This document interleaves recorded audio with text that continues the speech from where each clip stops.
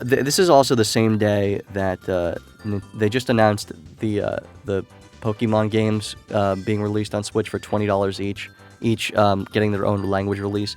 If I recall, when they did this on Virtual Console, I'm not going to talk about this much here. I just want to mention this because people have been asking me about it. When they released Pokemon games on Virtual Console on 3DS, and they added support for trading, they did all the languages separate on there too, and I don't understand why they did that. I think that was stupid, and I think it's stupid that they're still doing that. That being said, people have been complaining online that, just sarcastically saying, oh, well, people want to buy at once games like Virtual Console, and well, here you go. Now they're asking for these games, they finally get them, and now they're complaining that they have to pay for them.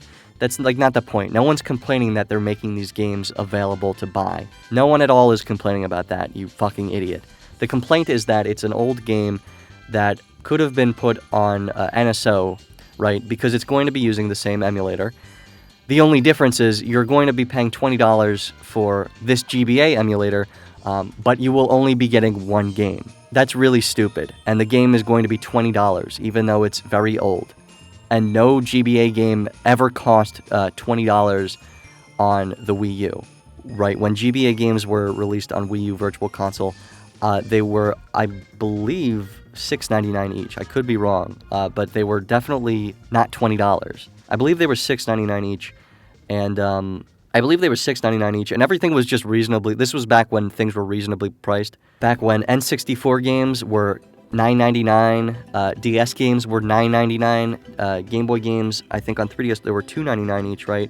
I think the smaller titles were $2.99 and the bigger titles were $3.99. Game Boy Advance games were $6.99, Wii games were $19.99, NES games were $4.99, SNES games I want to say were also $6.99. Like everything was like, wow, that's a good price for a great game, and now it's $20. And then you see this, they just did the Xenoblade Chronicles X. They just announced the Switch 2 upgrade for $5.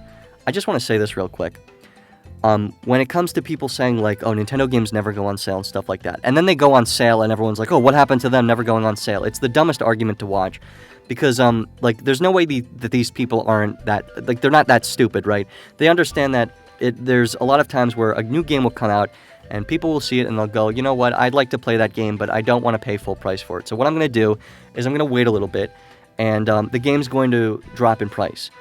It's going to just have frequent sales on Steam or on the Microsoft Store or wherever, and then I'll pick it up when maybe it's $20 cheaper, it's $40 cheaper, and I'd love to play it then. The thing is, that's that happens often with most companies. Not all companies, but most companies. Like Ubisoft does that, EA does that.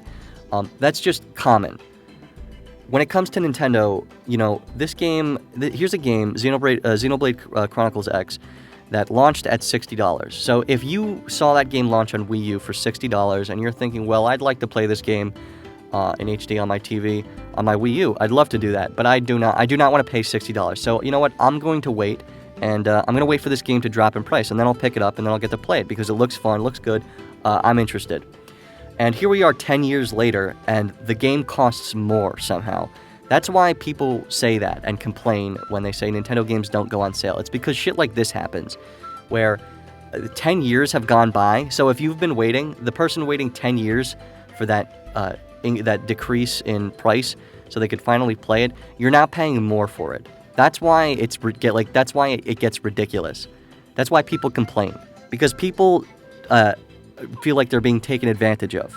If you're a moron, if you're a brain-dead idiot who eats up anything, then you'll never feel like you're being taken advantage of. You'll feel like you're being blessed by the opportunity to spend money on just resold garbage. But if you have a brain, then you understand that it is quite ridiculous to see a game launch, really be interested in it, wait to see it go down in price so you can pick it up, and 10 years later, it costs more somehow. That's where it's ridiculous. And here you are now buying Pokemon games for the Game Boy Advance, and you're paying $20 for them. You're paying $20 for them when they could have been put on NSO for free.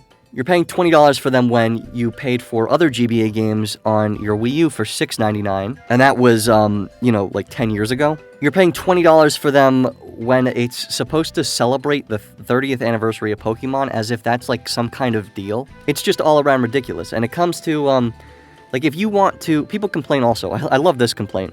Some people don't want to use emulators. Some people want to play the original game. What do you think you're doing on Switch? You're playing it on an emulator. The complaint isn't that you're playing it on an emulator. The complaint is that they're charging $20 for it. If you don't want to pay $20 for this game, then just pirate it. Who cares? Just don't bother everyone else who does want to pay for it.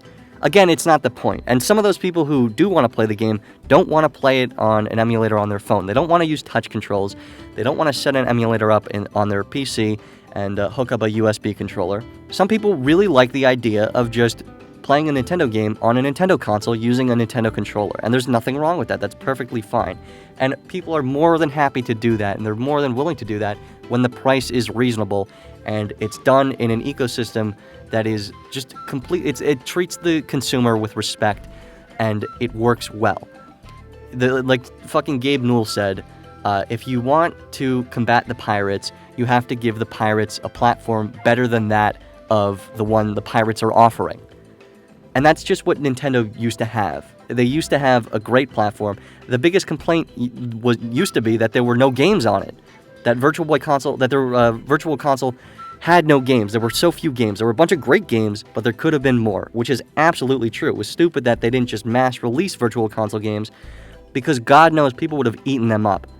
You look at the best-selling games on the eShop at the very end on the Wii U, and most of them were Virtual Console games.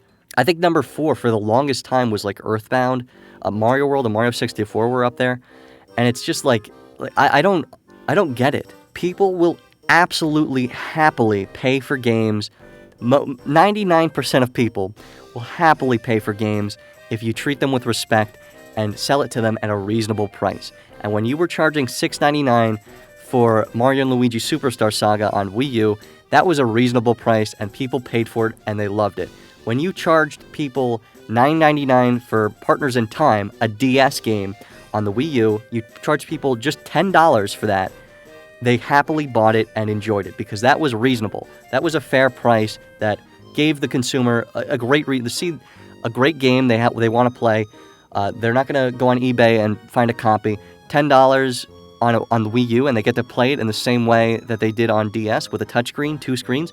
Fantastic. $10, I'll pay for it any day of the week. And even smaller titles that they didn't charge $10 for. They were, I think, Picross 3D and Brain Age were 2 games that cost, I think they were $6.99 on Wii U. And those were DS titles. Just reasonable prices, right? Just costs that treat the consumer with respect and give them an opportunity to play great games on platforms that are suited for them. And that's not where we are. Those are the complaints. The complaint is not that it's bad that Nintendo's going to charge us for a game, period.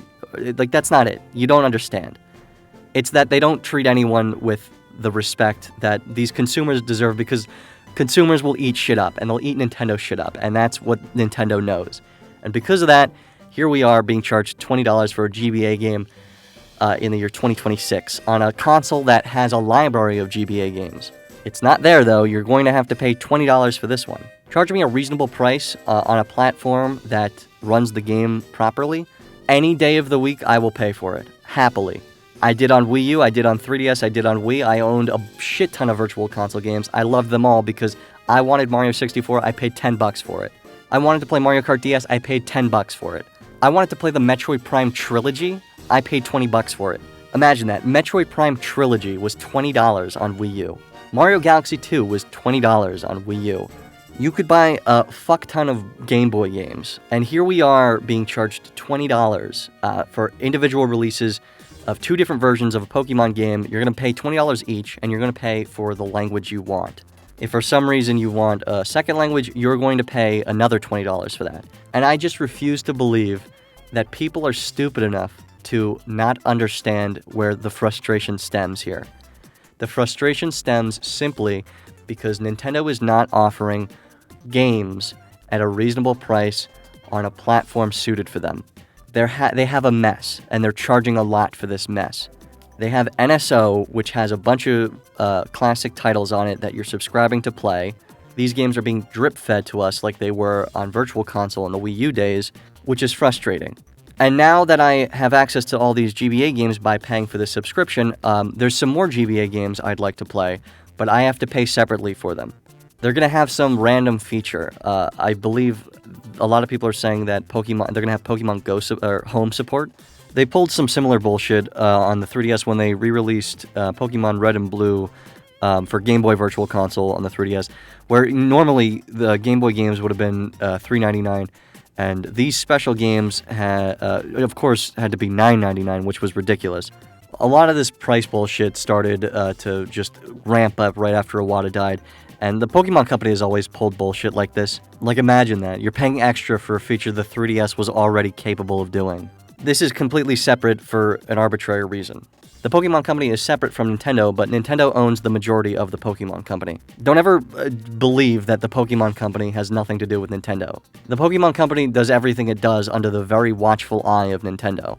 Does Nintendo have 100% say in everything it does? No. But don't ever think that Nintendo has no say in a company releasing software with an IP that they partially own, through a company they partially own.